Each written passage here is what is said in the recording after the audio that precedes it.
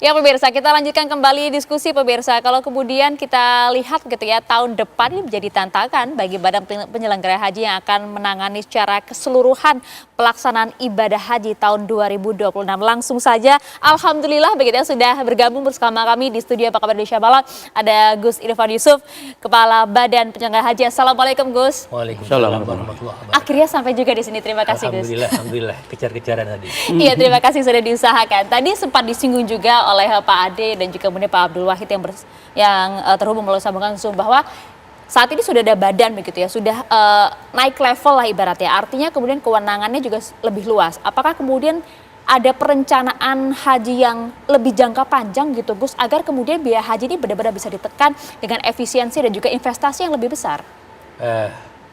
Saya tadi mengikuti apa yang disampaikan Pak Wahid, ya. Dan memang itulah salah satu ya komunikasi kita dengan teman-teman DPR yang bagus. Masya Allah. Multi years kontrak untuk hotel, untuk catering. Kemudian ada lagi yang perlu kita pertimbangkan untuk mengurangi lah durasi tinggal di Saudi. Kemarin kan sekitar 40-41 hari. Ya.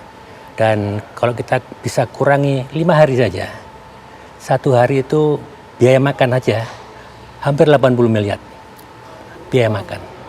Kalau kita kurangi 5 hari berarti 400 miliar. 400 miliar kalau dibagi 221 ribu orang sekitar 2 juta udah berkurang.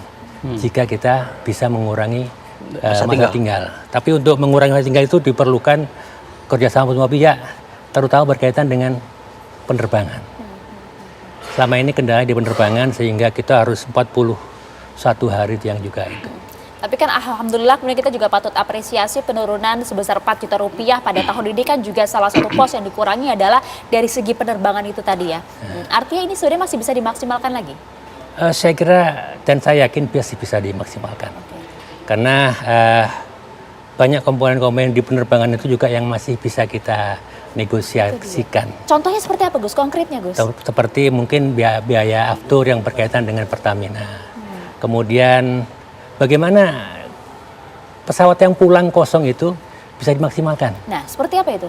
Diisi misalkan turis-turis Saudi yang mau ke Indonesia. Tentu harus kerjasama dengan Kementerian Pariwisata untuk meningkatkan promosi tentang Indonesia. Bagaimana bisa membawa barang-barang kargo untuk dimaksimalkan sehingga saya kira bisa berkurang lah.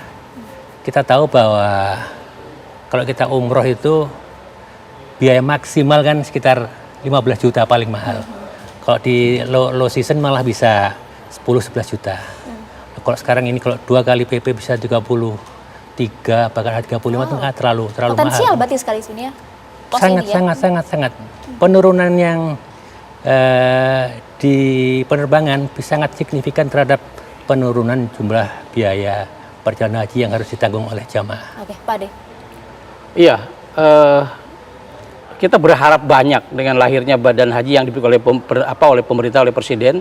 Ini adalah harapan cukup lama, Gus. Karena ini adalah solusi alternatif haji harus fokus digarap oleh badan tersendiri. Nah, kita bersyukur, saya apresiasi betul atas nama masyarakat bahwa badan haji ke depan harus menjadi role model penyelenggara ibadah haji yang berikan pelayanan luar biasa. Sangat mungkin sangat mendukung variabel komponen apa saja sih yang bisa ditekan. Tentunya tadi Gus bilang ada dari komponen penerbangan, dari akomodasi juga bisa kita sah dengan long system kontrak. Itu juga pemikiran yang inovasi. Dan kita harus lakukan itu karena kita dengan jumlah 221 ribu orang adalah bargaining posisinya sangat tinggi. Sehingga kalau dilakukan maka kita bisa long sistem kontrak dan saya kira bisa jadikan sebuah kawasan kota haji Indonesia di Arab Saudi. Oke, termasuk juga dari pos penerbangan. Itu menarik. Nah, penerbangan visioner kalau misalnya bukan hanya diatur yang perlu kita tekan, justru adalah saya punya pemikiran jauh lebih awal. Harusnya sudah saatnya badan haji dengan nanti BPKH membeli pesawat sendiri. Ini sangat mungkin. Jangan kita berpikir bahwa siapa yang ngelola tentunya kalau kita kan bukan pilot. Kita bukan manajemen penerbangan. Kita tidak paham bagaimana slot penerbangan yang dilakukan. Yang itu ada BUMN adalah Garuda. Garuda kita maksimalkan menjadi BUMN-nya nanti bekerja sama dengan badan haji, dengan BPKH. Kita beli pesawatnya di operatornya. Kapan dipakai itu pesawat? Bukan hanya 42 hari. Tapi akan dipakai ketika musim umroh yang 1,2 Presiden tadi angkanya sudah nyebut, kita sudah 2 juta sekian di umroh ya Pak? Ya. Ya. Itu kan pasar yang luar biasa. Jangan takut rugi investasi di pesawat. Saya kira, dan itu walaupun ada profit keuntungan akan kembali kepada Tapi begini jamaah. Pak Ade, kemudian muncul pertanyaan juga, kalau begitu apakah kemudian cukup efisien? Karena khawatirnya kemudian nanti akan dimonopoli, belum lagi kalau kemudian kita lihat saat ini dengan banyaknya pesawat komersil kan bisa lebih kompetitif harganya. Ya, tentu di situ karena kita milik sendiri, maka akan melayani juga dengan sepenuh hati, dengan cinta. Bahwa kita melayaninya dengan cinta. Ini jamaah haji, tamu Allah, tamu Rasulullah yang perlu dilayani dengan angka tentunya bukan mencari margin yang tertinggi, tapi bagaimana pelayanan yang terbaik diberikan sesuai harapan dari Bapak Presiden tadi. Tidak perlu untung besar, tapi ini pesawat tidak boleh nganggur. Pesawat tetap berjalan dan jamaah haji terpuaskan dengan layanan oleh Badan Haji dan BPKH ke depan. Kita lihat dulu nih, tapi kan harus ACC DPR nih. DPR responnya bagaimana Pak Abdul Wahid? Jadi pembahasan kami ya selama 2 tahun 2024-2025 itu menitik beratkan ada tadi sampaikan pesawat atau maskapai, perhotelan atau pemondokan atau catering ini biaya mahal. Nah, saya waktu itu 2024 saja itu harga maskapai penerbangan itu 33 juta. Ini sudah sangat tidak logis ya. Karena ya orang umroh paling mahal kan 12 juta. Katakanlah itu kalau 2 kali berarti kan 24 juta. Kenapa harus 33 juta? Sehingga 2025 ini coba kami sandingkan yang namanya Lion Air. Lion Air kita sandingkan dan Lion Air bisa memberikan harga yang cukup di bawah Garuda dan Arab Saudi. Ini yang menyebabkan di antara kami bisa menurunkan biaya haji. Jadi makanya pesan Bapak Presiden pada waktu di bandara, Garuda diminta untuk efisiensi, memberikan pelayanan lebih baik, lakukan efisiensi di dalam.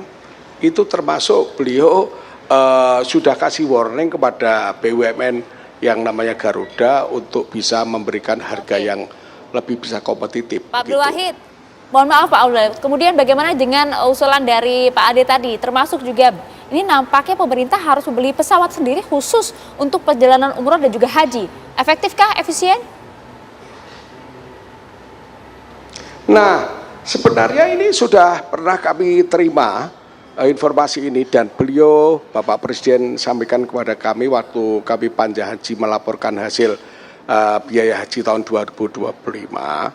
Beliau sampaikan bahwa ke depan akan menyiapkan maskapai pesawat ya terutama Garuda. Sebenarnya pasarnya jelas, Mbak ya, pasarnya jelas. Haji kita tuh 221.000. Itu kuota resmi. Belum ada tambahan seperti tahun yang lalu 241.000. Itu 50% miliknya maskapai Indonesia. Yaitu Garuda waktu itu. Kalau ini ditambah Lion. Yang 50% itu wajib namanya miliknya, kuotanya miliknya Saudi Airlines. Nah ini baru haji.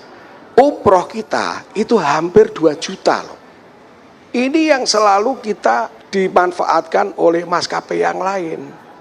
Jadi kalau Pak Prabowo punya atau Presiden punya gagasan ingin membeli pesawat yang baru, menambah pesawat Garuda, ini pasarnya jelas. Jadi ini akan bisa memberikan pelayanan dan insya Allah tidak akan timbul kerugian di Garuda. Kalau dulu kan persoalan masalah manajemen. Sekarang Garuda sudah diganti di dalamnya, dirutnya sudah ganti. Baik Pak. Harusnya ada perubahan. Jadi kalau Presiden sudah mengarahkan memberikan pesawat yang baru, Presiden itu tahu pasarnya jelas. Ya. Wah, ini nampaknya gayung bersambut ya Pak Abdul Wahid ya? Dulu ada penerbangan ke negara-negara lain. Ya, gimana? Ya ini kayaknya nampaknya gayung bersambut, artinya sebenarnya semakin besar lagi pos-pos dan juga bahkan investasi, efisiensi yang bisa kemudian ditekan lagi dalam hal pembiayaan haji. Terima kasih banyak Pak Abdul Wahid atas waktunya bersama kami di Apa Kabar Indonesia Malam. Sibuk sekali sebenarnya, tapi berkesempatan untuk bergabung bersama kami. Terima kasih banyak Pak Abdul Wahid. Salam sehat untuk Anda. Nah Gus, artinya sebenarnya ini juga sudah menjadi pembahasan atau bagaimana? Sudah semuanya, Mbak. Alhamdulillah. Wow. Pesawat tersendiri sudah kita bicarakan, kemudian seperti ini perkampungan atau apalah namanya tersendiri itu sudah kita bicarakan, bahkan Pak Presiden sudah bicara sangat jauh. Di perkampungan itu ada perhotelan, ada rumah sakit, ada dapur, ada pertokoan. Ada kuliner. Ya, mungkin memang agak jauh dari Mekah seperti yang disampaikan. Karena sudah nggak ada lahan lagi ya. Tapi beliau juga nanti kita bicarakan bagaimana menyambung itu dengan apakah itu kereta layang atau semacam itu. Iya. Jadi pemikiran beliau memang sudah Visioner ya? cukup jauh gitu. Oke, ya. termasuk juga gini, kami rakyat nih Gus ya. Ya. Mohon maaf, maunya hal-hal yang konkret gitu, yang to the point saja gitu ya. Ya. Artinya apakah kemudian bisa ada hitung-hitungan yang ya kisaran lah, hitung-hitungan pasti paling tidak untuk tahun depan rencana atau target dari BP Haji paling tidak berapa jumlah biaya yang bisa ditekan atau harus ditekan dalam pembiayaan haji tahun depan? Tentu kita tidak bisa mengatakan sekarang. Saya katakan sekarang, katakanlah turun 5 juta, ternyata dolarnya melonjak. Atau juga saya bilang 5 juta rupiahnya menguat, berarti kan lebih gede lagi. Itu tidak bisa kita pastikan. Tapi tentu komponen-komponen itu akan kita sisir seperti yang disampaikan teman-teman tadi, bahwa ada kok pos-pos yang bisa kita tekan, itu bisa ada. Kemarin tuh banyak yang nggak percaya kita bisa menurunkan, itu nggak percaya. Bahkan ada hari ini pengumuman ya, turun itu, malamnya ada pertemuan di Kementerian Agama. Ada beberapa pejabat, mantan pejabat, nggak mungkin itu turun, nggak mungkin ini begini-gini. Ya, saya sih diam aja daripada berdebat gitu. Dan ternyata emang kita bisa. Jadi nggak perlulah kita takut atau ragu-ragu untuk melakukan sesuatu, apalagi inovasi-inovasi yang seperti disampaikan juga beliau juga di apa yang disampaikan Presiden, bikin perkampungan, tambah pesawat. Mbak pernah dengar nggak Presiden mengatakan tahun ini kita tambah Garuda pesawatnya 100, tahun depan tambah lagi, itu seperti terlalu apa ya? Berhayal gitu ya Pak ya. Padahal sebenarnya masih bisa, secara matematis bisa dilakukan. Pasti sudah by riset begitu ya. Ya, Dan juga sudah ada target tentu ya di BP Haji ya untuk dapat menurunkan ini semua. Sudah ada. Dan saya juga yakin bahwa komunikasi Presiden dengan pimpinan di Saudi itu relatif bagus, sehingga mungkin hal-hal yang dianggap nggak mungkin bisa mungkin karena pertemanan yang sudah cukup bagus itu. Oke, artinya begini ya Gus ya, boleh ya kami begitu ya mungkin bisa memiliki harapan bahwa tahun depan biaya haji bisa lebih ditekan lagi? Insya Allah bisa. Masya Allah, terima kasih banyak Gus. Itu bukan pertanyaan dari Presiden, tapi itu bagi kami itu perintah. Luar biasa, itu perintah. Artinya wajib dijalankan begitu ya. Terima kasih banyak Gus Irfan Yusuf atas waktu bersama kami. Bisa hadir langsung di studio Apa Kabar Indonesia Malam. Terima kasih banyak. Kang Adi, terima kasih banyak waktunya.